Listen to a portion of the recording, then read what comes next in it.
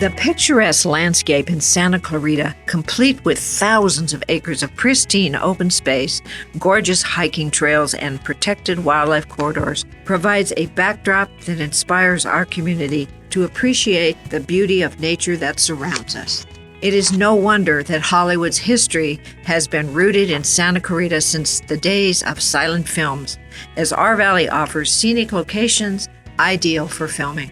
Nothing compares to the idyllic open space that surrounds the city of Santa Clarita. Whether you explore it by foot or on horseback, our open space provides you with the breathtaking views of the valley and an opportunity to connect with nature on land which is protected forever from future development.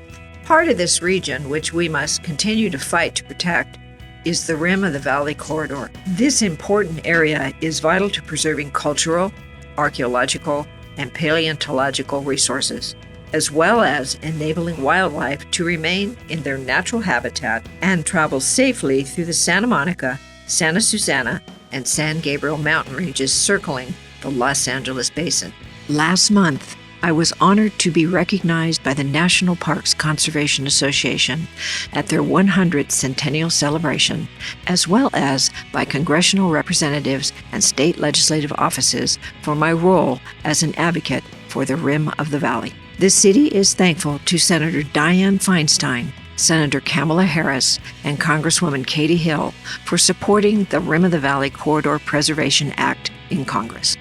Earlier this year, I had the distinct honor of traveling to Washington, D.C. to testify in front of the House Natural Resources Subcommittee on National Parks, Forests, and Public Lands in support of H.R. 1708. This piece of legislation, introduced by Congressman Schiff, seeks to add more than 191,000 acres of the rim of the valley, expanding the Santa Monica Mountains National Recreation Area to include portions of Santa Clarita. We will continue to closely follow this legislation.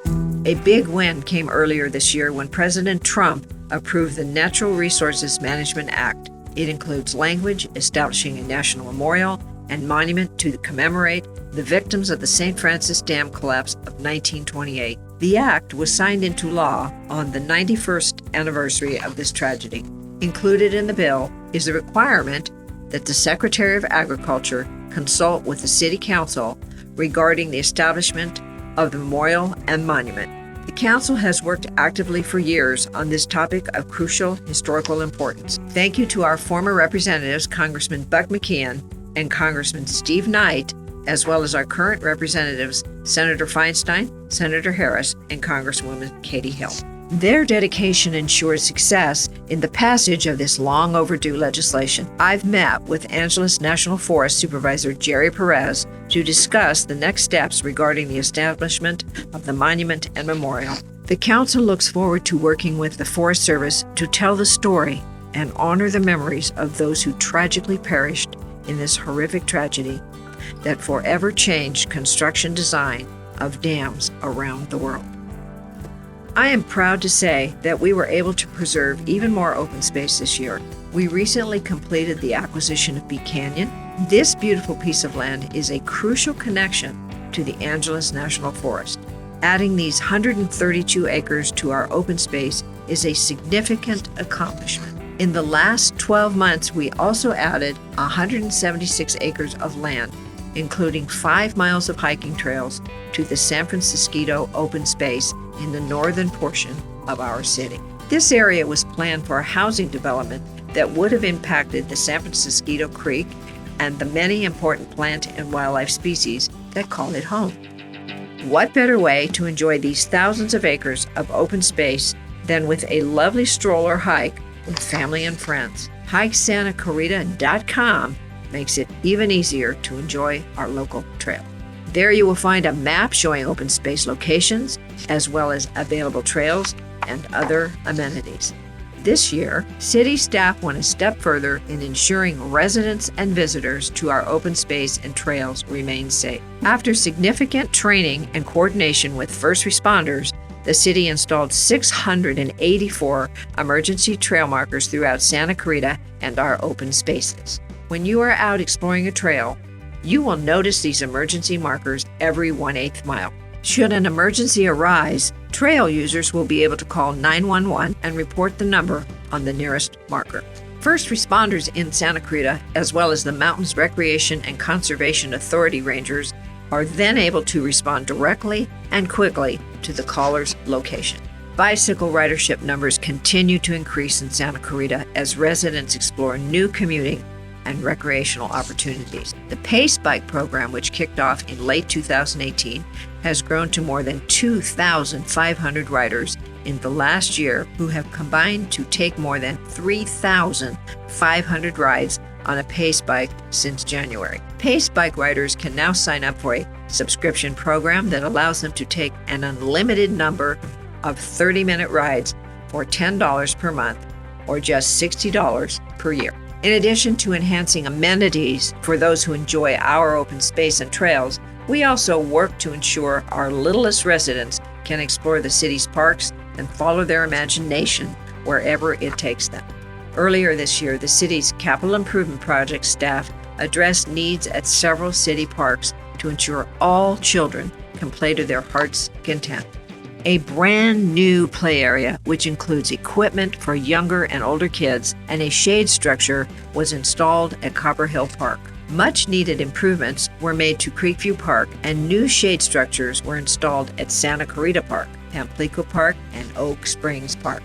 A new project that we are very excited about is the new inclusive play area at Canyon Country Park. This play area is the first of its kind in our city and has elements that welcome people of all ages and abilities. Residents have played a major role in the development of this play area.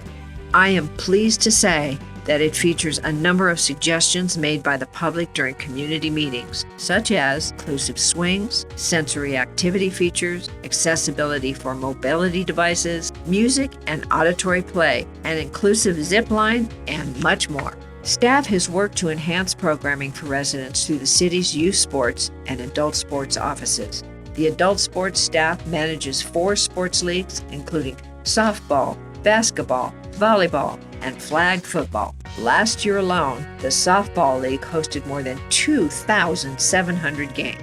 The Ultimate Frisbee Drop-In program also brought 491 new players into the adult sports community. The youth sports program offers 9 different athletic leagues for youth ages 4 to 17 to participate in and had 360 teams, consisting of 3,400 participants and a total of 554 volunteer coaches last year. I am also proud to share that the Youth Sports Office was awarded the Better Sports for Kids Quality Program Provider designation from the National Alliance for Youth Sports, which recognizes programs that meet the highest standards for safety and quality. Last year, more than 220,000 customers visited our 8 aquatic facilities in the city, which enable the residents and guests to enjoy a fun and relaxing day at the pool. Aquatic staff were also honored with a prestigious award from the American Red Cross National Provider Recognition Awards Committee for being a 2018 top training provider. With thousands of acres of open space, miles of trails to explore, and countless recreational opportunities for residents, our quality of life in Santa Clarita is unmatched.